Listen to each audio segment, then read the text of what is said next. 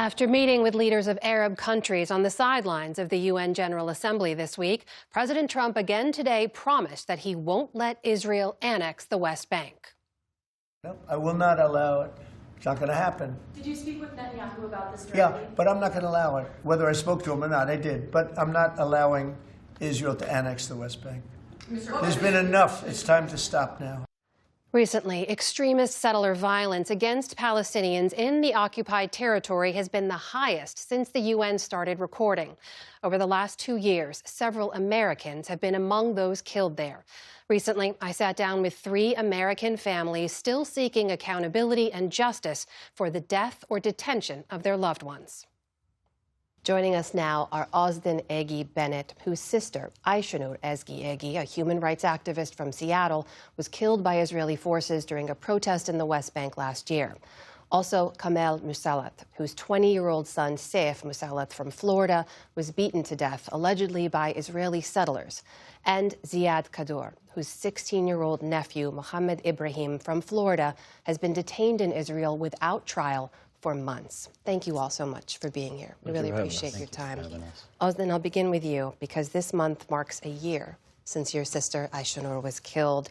Israeli officials, we know, said late last year that it was highly likely she was killed by Israeli forces during a protest, in their words, hit indirectly and unintentionally. But I know you and your family have been calling for a U.S.-led investigation. Tell us why. What are the questions that you still want answers to? Since the killing of my sister, we really haven't received any information. We know that there's an ongoing Israeli investigation. An Israeli investigation is not acceptable to us as the family because you can't have someone who committed the crime investigate themselves and judge themselves on whether or not they're guilty. And that's why we're pushing for a U.S.-led investigation, one that's unbiased, credible, and thorough, so we can get answers to why my sister was killed and who killed her so that we can seek some sort of accountability for her death. I also have to ask you, because I know you said recently that you were worried about your sister's safety before she went over there. Did she ever share that concern? She was so passionate about going and being in solidarity with Palestinians that the risk to her was worth it. And in one of her last conversations with my dad, they were in an argument because he said, what if you get shot? What if you die? And she said, if my death makes a difference, then so be it. And so that's why we're here today, continuing to advocate for her.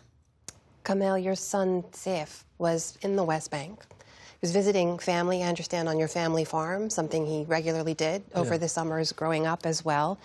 And he was killed just 2 months ago. Tell us how you learned about his passing and also what you understand about how he died. The way I learned about his passing was, I was actually in the States at that moment on July 11th. What happened was that Israeli settlers that day, a mob of them, attacked the youth that were there. And Saifullah was one of the youth that were there. They were on our land. This was on your family farm. Our village is basically 85% U.S. citizens. So all these lands are actually owned by U.S. American citizen passport holders. And legally ours. Israeli settlers were there illegally. A mob of them attacked the youth. They kind of ambushed them. One of his friends was busted up. He had his knee busted up with sticks. His other friend was shot, and he also died that day. His name was Muhammad Shalabi, a close friend of Saifullah. Saifullah was also, unfortunately, that day, he was beaten heavily. And when his friends found him, he was still breathing. My son told me that he's looking at his brother basically dying in front of his own eyes. And for 2.5 hours, the Israeli army prevented any medical assistance. Ambulances tried to go in, but they didn't have a permit to get in. And finally, when they got this permit, one of the ambulances came in. It was attacked by the Israeli settlers, windows busted. Then finally, the ambulance got to Saifullah, and he was still breathing. 5 minutes before he got into the ambulance, Muhammad, his younger brother, told me that he's seen his brother take his last breath. So for 2.5 hours, so he was breathing. And only 5 minutes before he went into the ambulance, he took his last breath.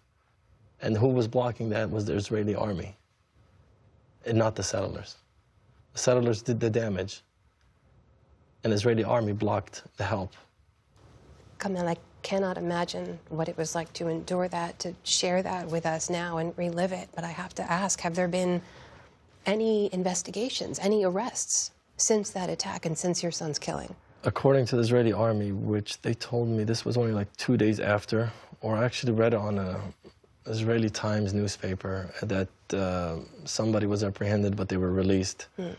And they said there's an ongoing investigation, but I haven't got no answers from any Israeli authority whatsoever. Nothing.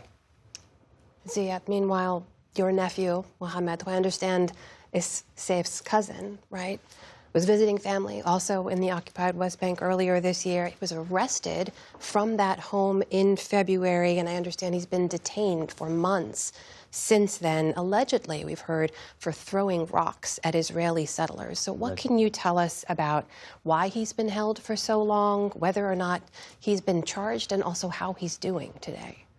Muhammad was arrested, possibly kidnapped from his home on February 16th, between 3 and 4 in the morning. 25 to 30 soldiers came to the house. He came out of the room blindfolded, handcuffed, with M16s being pointed at him, with soldiers wearing ski masks. Yesterday was 7 months. The day that he was blindfolded and handcuffed was the last time anybody from the family has seen him, including his parents. In 7 months, there's been no contact with anyone. Well, in over his 7 months now, yeah. And he is how old? He turned 16 in March. So he's a minor in detention. And detention. He's a child. He's a petite 15-year-old. Our family doesn't consider him being 16 because he turned 16 in a box. You know, 16 is where you, it's a big day for a 16-year-old in America. You know, you get your driver's permit, you get your summer job. So he's still 15 in our eyes, yes. Do you have any insight into how he's doing? Have you gotten any information at all? So we have got some emails from the U.S. Embassy in Jerusalem. Noticeable weight loss. One visit said noticeable skin infection, scabies on the leg. Medication was denied.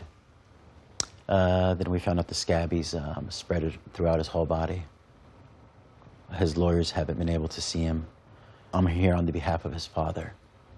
He can't be here.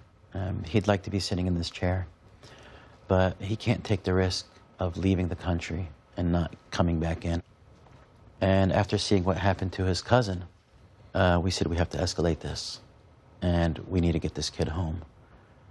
I want to underscore here, all of your loved ones are American citizens. You are here trying to get the attention of this administration and asking them to act. What has that conversation been like, Özlem? My sister was a Washington State resident, and our Washington State representatives, senators, congresswomen have been doing whatever they can to help us. But unfortunately, they're being stonewalled by the Israeli government and military, and they're being stonewalled by our own State Department and the Department of Justice. There have been numerous letters sent to the Department of Justice urging an open investigation into my sister's killing.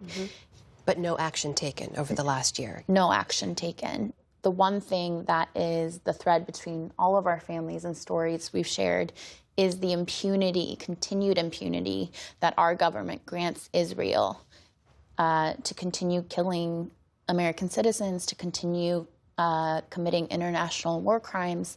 There are no consequences or red lines so far for what Israel can commit and get away with. Kamel, what is the one thing, if you could ask the U.S. government to do one thing right now, what would that be? My son was born and raised in the USA. I was born an American citizen. We're as American as you can get.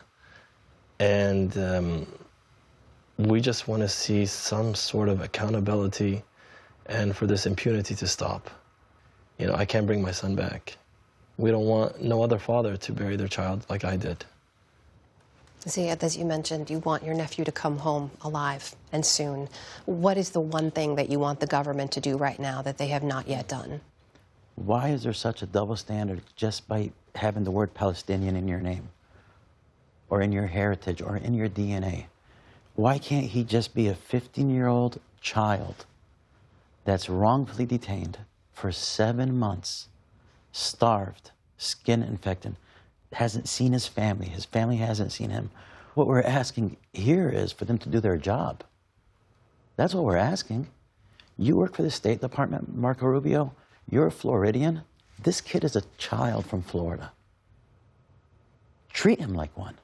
Ziad Kaddour, Kamel Moussalet, and Osdin Egi Bennett, thank you so much for being here, for sharing the memories of your loved ones and the stories of the one we hope to see back here soon. Thank you for having us. Thank you for having us. Thank you.